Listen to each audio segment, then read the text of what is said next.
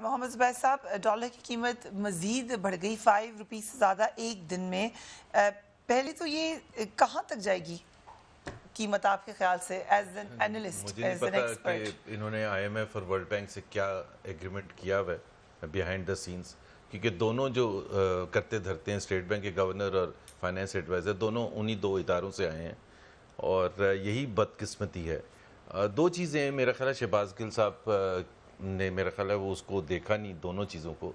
پہلی چیز یہ ہے کہ اگر اتنی خراب سچویشن ہونی تھی 1 year ڈاؤن دا روڈ، کہ آج ہم جہاں بیٹھے ہیں چاہے وہ کوئی بھی انڈیکیٹر آپ اٹھا لیں، تو پھر جب جولائی 2018 میں اکنامک پلان دیا تھا اس میں یہ سب کچھ کیوں نہیں تھا؟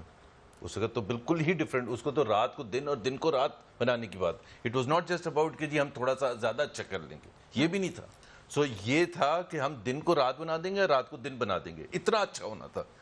دوسری چیز یہ ہے کہ اگین شہباز گل صاحب نے پڑھا نہیں ہے کہ ابھی جو منسٹری آف فائنینس نے فورکاسٹ کیا ہے ابھی یہ جو پورے اگلے 12 مہینے کے لیے، وہ تو بہت ہی منسٹری آف فائنینس ان کی، میں ہماری نہیں، اس میں آپ نے ابھی بتایا نا 3.3 بھی جب فائنل ہوگا تو شاید سنا یہ ہے کہ اس سے نیچے آئے گا.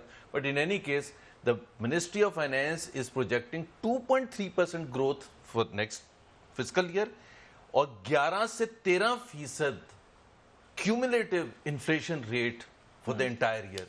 اب آپ سوچیں کہ آپ نے جو غربت کا کہا تھا، سو آلریڈی جو پچھلے 10 مہینے گزر چکے ہیں کہ اس 10 مہینے میں 45 لاکھ لوگ غربت کی لکیر سے نیچے جا چکے ہیں اور میسو ان امپلائمنٹ ہو رہی ہے. آپ اپنے ارد گرد دیکھ لیں، اپنی انڈسٹری میں دیکھ لیں، آپ کو پتہ چل جائے گا کہ کیا ہو رہا ہے.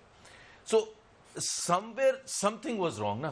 یا تو آپ کی پروجیکشنز اتنی خراب تھیں کہ آپ نے عوام کو، بھائی دیکھنا آپ عوام ہر پولیٹیکل پارٹی بڑی باتیں کر کے جاتی ہے، بٹ آپ جولائی 2018 میں جب میں ایک ایگزامپل دے دیتا ہوں، 1 کروڑ نوکریاں تھیں، 1 کروڑ نوکریوں کا ایوریج بنتا ہے 20 لاکھ پر اینم. اب 20 لاکھ کا مطلب یہ ہے کہ آپ 6.57% گرو کریں گے تو آپ 20 لاکھ نوکریاں دیں گے. تو گرو آپ کر رہے ہیں 2.5% پر اور کہہ رہے ہیں کہ جی تو یا تو آپ کی اتنی پروجیکشن فالٹی تھی.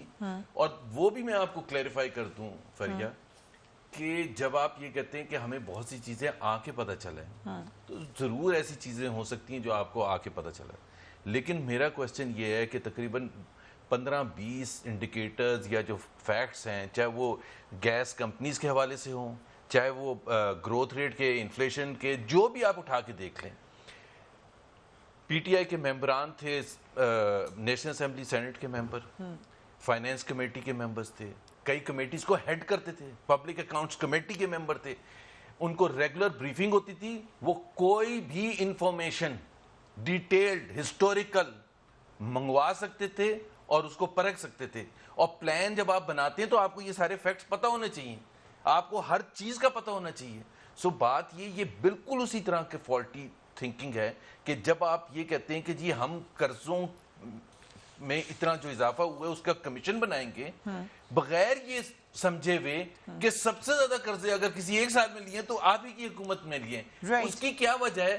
بھائی وجہ تو ہماری بھی ہے نا، تو آپ بھی تو ہمیں کمیشن کے سامنے پیش کر رہے ہیں کہ آپ بتائیں جا کے کیوں لیے تھے، تو آپ بھی آ کے پیش ہو جائیں اور آپ بھی بتا دیں. So I think P T I has completely lost reality. ان کو پتہ ہی نہیں کرنا کیا ہے، اور یہ اسی چکر میں ٹرک کی بتی کے پیچھے لگائیں گے. جیسے پہلے 90 دن تھے، پھر 100 دن ہو گئے تھے، پھر 6 مہینے ہو گئے تھے، پھر 1 سال ہو گیا تھا، اب 3 سے 4 سال. اب 3 سے 4 سال تک تو پرفارمنس ایویلویشن تو ہم کریں گے نا، ہم کویسچنز تو کریں گے. It's as simple as